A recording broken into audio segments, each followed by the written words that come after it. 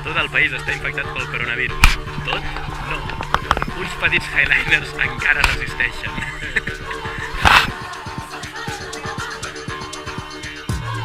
Aquest lloc hi havíem vingut moltes vegades a fer excursions i esquiar.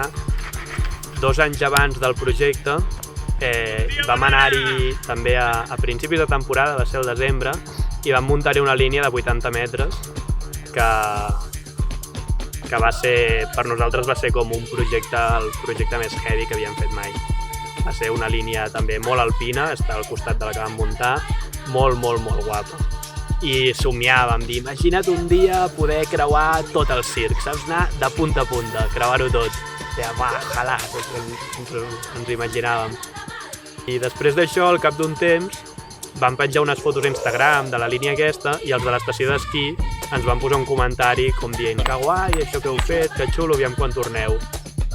I jo sense tenir ni idea de si podríem muntar-la o no, ni de saber si teníem la capacitat de muntar-ho, jo els hi vaig enviar un missatge, vaig dir, ei, volem creuar tot el circ, ens ajudaríeu a muntar-ho? I la persona amb qui vaig parlar estava supermotivada, li va encantar la idea i a partir d'aquí doncs, vam començar a parlar i d'aquí mica en mica va anar sortint el projecte quasi sense ni tan sols haver-ho pensat del tot. I ja va ser contactar amb tothom, dir mira, ha sortit això i hem d'anar, ho hem de fer. El primer dia tot anava bé, vam arribar a la reunió i ens va picar a volar el dron. I aquí van començar els problemes. Bueno, no podíem arribar perquè no ens arribava el fil de pescar i ens vam tenir que apropar nosaltres amb la bobina del fil de pescar. Llavors va aconseguir arribar al dron, però llavors ens havia enganxat. Bueno, i amb un fil de pescar que dius, això em patarà en qualsevol moment. Però amb un toc màgic del Bernat va sortir d'allà, teníem la connexió i res, vam començar a passar Cordino i bueno, es va quedar la connexió feta el primer dia, que ja és molt, i el segon dia vam passar la línia i vam començar a caminar-la.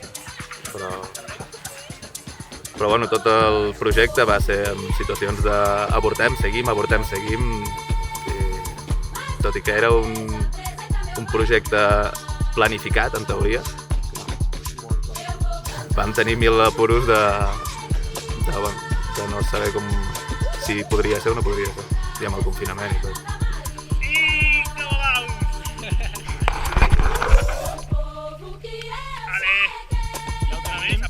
También, vale, ya estamos a 40 primeros metros.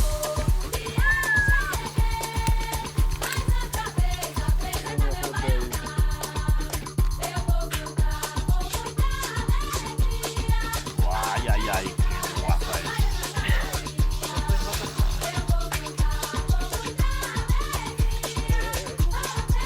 Ali.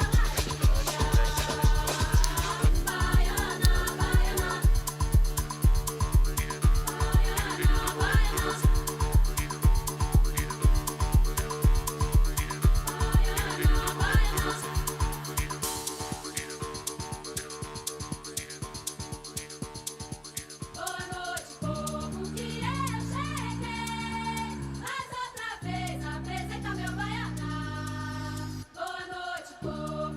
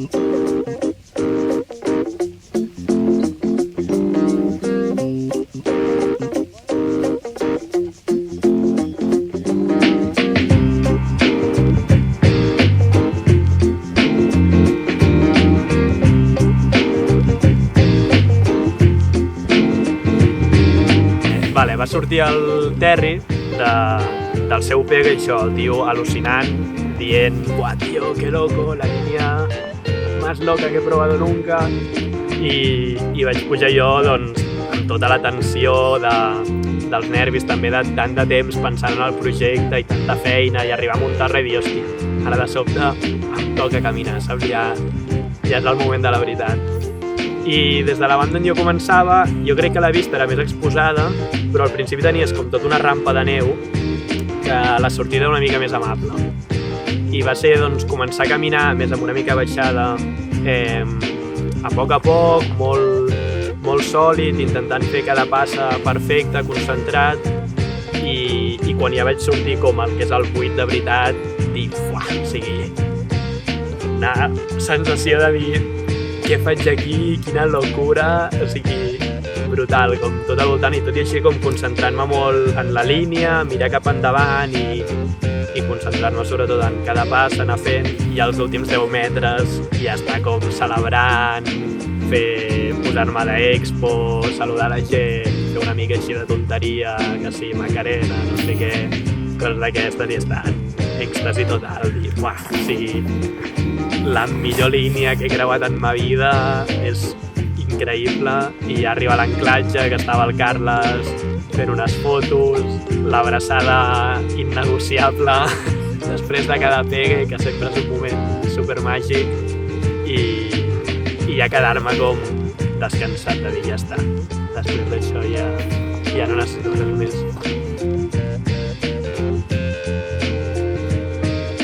I bueno, jo quan vaig veure l'existència d'aquest esport sabia que volia fer això. És l'única passió que tinc a la vida, perquè he provat altres esports, però cap m'ha apassionat més com aquest. I aquí segueixo, aquests 5 anys, sí, ha sigut la meva forma de vida.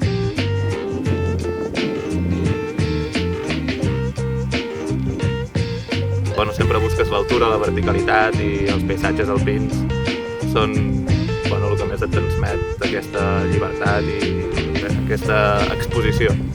I a mi la línia em feia un respecte important i vaig estar observant, jo tenia el quart pegue i quan va arribar el Terry, que va ser la primera creuada que va fer, va arribar amb una cara d'al·lucinat, com mai l'havia vist, i bueno, allà ja em va entrar la por i ja no vaig dir gran cosa, els escoltava mentre parlaven, però per dins estava supertens. I res, va arribar el meu torn i per sort tenia la línia perfecta.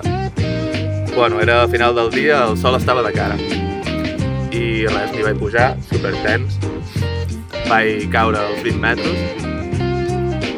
i bueno, vaig començar a caminar, em vaig ficar dins d'un túnel de llum perquè tenia el sol just davant i supertens, anava caminant i al final, bueno, em vaig trobar dins d'aquest túnel que havia anat perdent la tensió, l'havia anat expulsant i no podia veure més enllà, només la llum que tenia al davant i no sé com, ja estava a l'altre cantó, sí, però ja estava relaxat i ho havia deixat anar tot pel camí.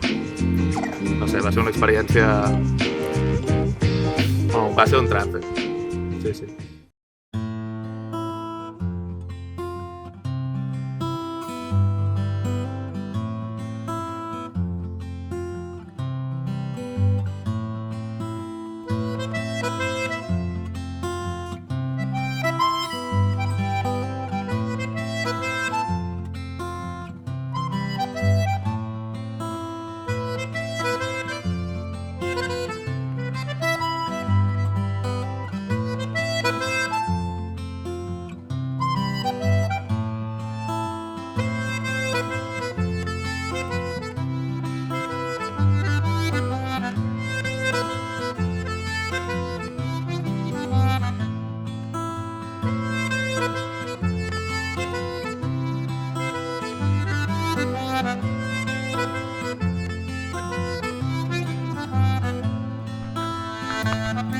Sobretot es van portar molt bé l'últim dia, que pel tema del coronavirus van tancar totes les estacions d'esquí de França per ordre del Macron i per tant semblava que no hi havia cap manera de que ens poguessin pujar perquè ells estaven obligats a tancar l'estació, però a l'últim moment el director de l'estació va enviar 2 persones que ens pugessin amb una llevaneus, amb una retrac, i sort d'això, perquè si no, no sé com hauríem desmuntat la línia. Vull dir que tot i els dubtes, al final es van portar molt bé amb nosaltres, ens van ajudar, malgrat totes les complicacions, fins a l'últim moment van estar allà i ens van ajudar.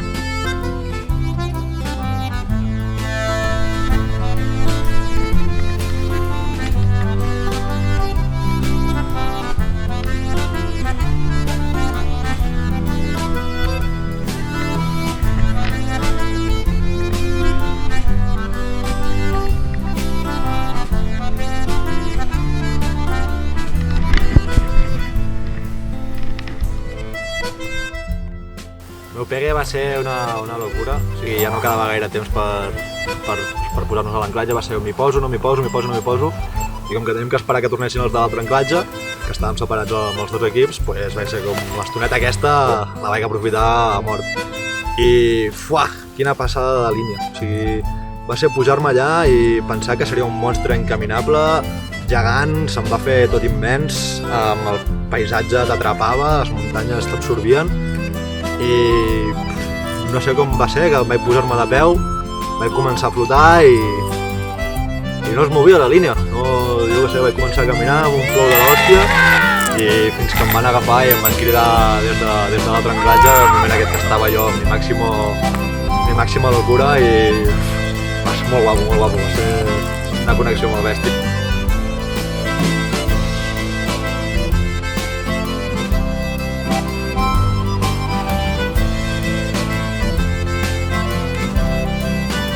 Massa emoció, massa explosió dintre meu i vaig tenir que caure i relaxar una mica tot allò que portava dintre perquè...